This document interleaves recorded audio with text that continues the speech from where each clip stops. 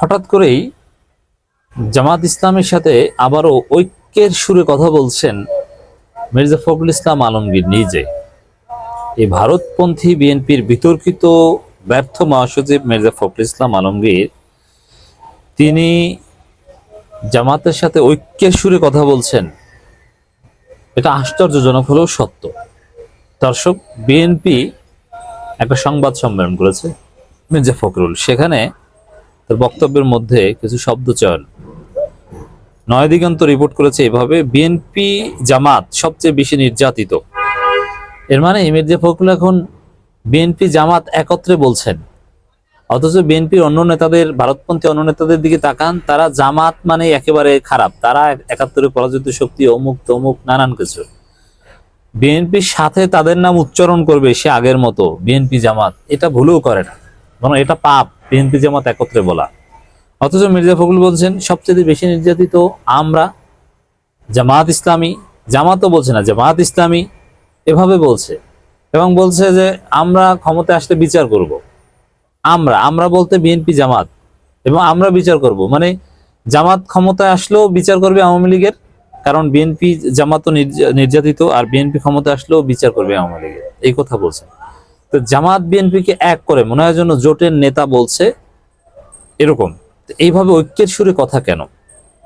দর্শক, বিএনপি দ্রুত নির্বাচন চায়, আর এই দ্রুত নির্বাচন চাওয়ার পক্ষে যাতে জামাতকে রাখতে পারে। এখন নির্বাচন ঠেকাতে জামাত যেন ছাত্রদের সাথে না মিলে, এজন্যে জামাত প্রশ্নে বিএনপির একাংশ নমনীয় হচ্ছে, এটা হচ্ছে রহস্য। নজরুল ইসলাম খান যে বলেছে যে জামাতের সাথে আমাদের দূরত্বের কিছু নেই, জামাতের নায়েবে আমিরও বলেছে যে বিএনপির সাথে কোনো দূরত্ব নেই, মির্জা ফখরুলও বলছে যে আমরা জামাত বিএনপি আমরা করব, মানে একটা ঐক্যের সুর। এটা হচ্ছে বিএনপির যে দুর্বিসন্ধি, যে নামকাওয়াস্ত একটা নির্বাচন দিয়ে কারচুপি করা, সেই বন্দোবস্ত করতে জামাত যেন বাধা হয়ে না দাঁড়ায়। কারণ স্বাভাবিক, জামাত বিএনপির মধ্যে নানান বিষয়ে, ছোটখাটো বিষয় নিয়ে যদি ব্যাপক বিভাজন হয়, তাহলে বিএনপির যে কোনো সিদ্ধান্তের বিরোধিতা জামাতের লোকজন করবে বা তার পিছনে দুর্বিসন্ধি খুঁজবে, এটা একেবারে স্বাভাবিক। এই কারণে জামাত প্রশ্নটাকে হালকা করতে চান, কিংবা জামাতের সাথে বিএনপির সম্পর্ককে অনেকটা নর্মালাইজড আকারে উপস্থাপন করতে চান বিএনপির ভারতপন্থী নেতাদেরই একটা অংশ। এটা একটা নতুন কৌশল না। আমাদের কথা স্পষ্ট যে আগে সংস্কার, বিচার, তারপরে নির্বাচন। আমরা কিছুতেই বিশ্বাস করি না যে বিএনপি বিচার করবে, জামাত বিচার করবে, এ কথাও আমি বিশ্বাস করি না। বিচার যদি আওয়ামী লীগের হয়, সংস্কার যদি হয়, সেটা ডক্টর ইউনূস সরকার হাত ধরে হতে হবে। অন্য কেউ, জামাতের আমির প্রধানমন্ত্রী হলেও তিনি আওয়ামী লীগের বিচার করবেন, এটা আমি মনে করি না। এবং সংস্কার করতে পারবেন, আন্তরিকতা থাকবে জামাতের সংস্কার ক্ষেত্রে, কিন্তু পারবেন এটা মনে করি না। এই জন্যে যা করার ডক্টর ইউনূস সরকারকে করবে। তো বিএনপি জামাত আমরা একত্রে উচ্চারণ করে ফখরুল সাহেব লাভ নেই।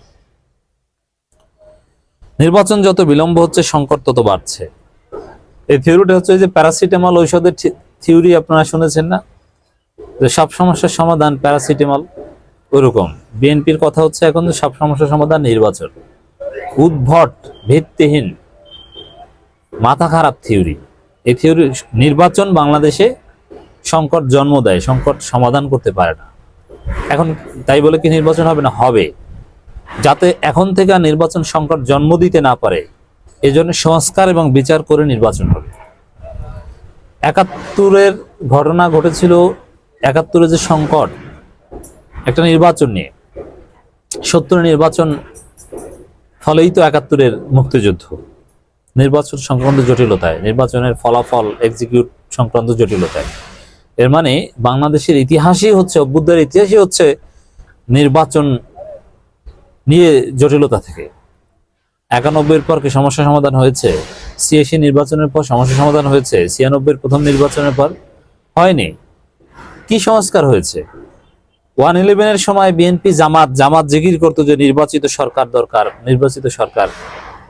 সে ১১-এর পর নির্বাচনের মধ্য দিয়েই তো জামাত নেতাদের ফাঁসির রাস্তা তৈরি হয়েছে, এবং বিএনপি, খালেদা জিয়া, তারেক রহমান, এদের ধ্বংসের রাস্তা তৈরি হয়েছে, এদের জীবনে জাহান্নাম নেমে এসেছে ১১ সরকার আমলে ২০০৮ সালের ডিসেম্বরের নির্বাচনের মধ্য দিয়ে। অতএব নির্বাচন বাংলাদেশেও ইতিহাস বলে ধ্বংস ডেকে আনে, হত্যা ডেকে আনে, ফাঁসি ডেকে আনে, লুটপাট ডেকে আনে। খাওয়া খাওয়ি ডেকে আনে। অতএব সংস্কার না করে এই নির্বাচন আমরা হতে দিব না। নির্বাচন যত বিলম্বে সংকট তত বাড়ছে, এটা একেবারে ভুয়া কথা। এর এর কোনো ভিত্তি নেই। সংকট বাড়ছে বিএনপির এই অপরাজনীতির কারণে, এটা নির্বাচনের সাথে সম্পর্কিত নয়। আর আপনি সামগ্রিকভাবে চিন্তা করেন, এত ছোট দৃষ্টিভঙ্গি, পৃথিবীতে কি শুধু গণতন্ত্র? আমি বলছি না যে না রাজতন্ত্র বা অন্য কোনো ব্যবস্থা আমরা চাই। সৌদি আরব, আরব আমিরাত, তারা এত উন্নত কি হবে? তাদের দেশে তো সমস্যা নেই, তাদের দেশে আইন শৃঙ্খলা পরিস্থিতি সুন্দর। কাতার, তাদের দেশে কি নির্বাচন হয়? হয় না। অতএব আপনি নির্বাচন নিয়ে ফাও জিকির এত করবেন, একটু হিসাব নিয়ে করে বুদ্ধি খাটিয়ে কথা বলুন। আমরা অবশ্যই নির্বাচন গণতন্ত্র চাই, কিন্তু সেটা যাতে কাজে লাগে, এই জন্য সংস্কার করে নির্বাচন গণতন্ত্র।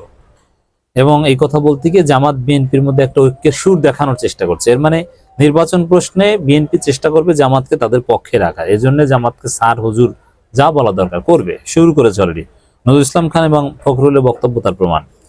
বিএনপি মহাসচিব মির্জা ফখরুল ইসলাম আলমগীর বলেন, নির্বাচন যত বিলম্ব হচ্ছে রাজনৈতিক ও অর্থনৈতিক সংকট তত বাড়ছে। এ সময় চলতি বছরের মাঝামাঝিতে নির্বাচনের উদ্যোগ নিতে সরকার, নির্বাচন কমিশন ও রাজনৈতিক দলগুলোর প্রতি আহ্বান জানান বিএনপি মহাসচিব। মানে নতুন ধান্দা বিএনপি, যাতে খুব সহজে প্রশাসন, পুলিশ যেভাবে বিএনপি সেট আপ দিয়েছে, এদের হাত দিয়েই কারচুপি করে বিএনপি ক্ষমতায় যেতে পারে। বিএনপি মহাসচিব বলে, নির্বাচনে বিলম্বিত করার কোনো কারণ নেই। এবছরের শেষে বা আগামী বছরের শুরুতে নির্বাচন দেওয়ার কথা বলছেন প্রধানমন্ত্রী। যেহেতু নির্বাচন কমিশন গঠন হয়েছে, স্টেবিলিটি এসেছে। একদিকে বলছেন দেশে আইন শৃঙ্খলা ঠিক নেই, সব জায়গায় সমস্যা, এই সমস্যার সমাধান করতে এই লাগবে সেই লাগবে, নানান কথা, যে প্রশাসনের রন্ধ্রে রন্ধ্রে নাকি আওয়ামী লীগ এখনো বলছেন। আর বলছেন যে স্টেবিলিটি আসছে, এর মাধ্যমে নির্বাচন হতে পারে। মুনাফিকি কথা, কথা কাজে মিলে। এই কারণে চলতি বছরে মাঝামাঝি সময় নির্বাচন করা যেতে পারে। নির্বাচন অনুষ্ঠানের জন্য ব্যবস্থা নিতে পারি আমরা। নির্বাচন পেছানোর চিন্তা আসলে কোথা থেকে? ট্রেনের লাইনে ওঠার কথা যেখানে, সেখানে কেন অন্য চিন্তা? ওই যে বললাম না, দেশ, রাষ্ট্র, সমাজ, মানুষের সমস্যার সমাধান, মানুষের ভালো মন্দ, এগুলো নিয়ে কোনো কথা নেই। ওয়েলবিং, গুড, ওয়েলফেয়ার, কোনো থিওরি নাই বিএনপি। কিভাবে আসে, মানুষ কিভাবে মুক্তি পাবে, ভালো থাকবে, কোনো চিন্তা দর্শন কিছু নাই। তাদের চিন্তা দর্শন এখন প্যারাসিটামল। প্যারাসিটামল হচ্ছে নির্বাচন, যে এটা খাইলে নাকি সব সমস্যার সমাধান হয়ে যাবে। হার্বাল ঔষধের মতো, যে এটা খাইলে দুনিয়ার সব সমস্যার সমাধান। রাস্তার হকারের মতো, যে তাদের বড়ি নিলে পৃথিবীর এমন কোনো সমস্যার সমাধান নাই যে না হয়ে যাবে। তো বিএনপি এখন টেম্পোস্টান পার্টি থেকে তো প্যারাসিটামল পার্টি হয়ে গিয়েছে। তারা এখন জাতিকে প্যারাসিটামল খাওয়াতে চায়। বাংলাদেশের হয়েছে ক্যান্সার, এটা প্যারাসিটামল দিয়ে কিছু হবে না।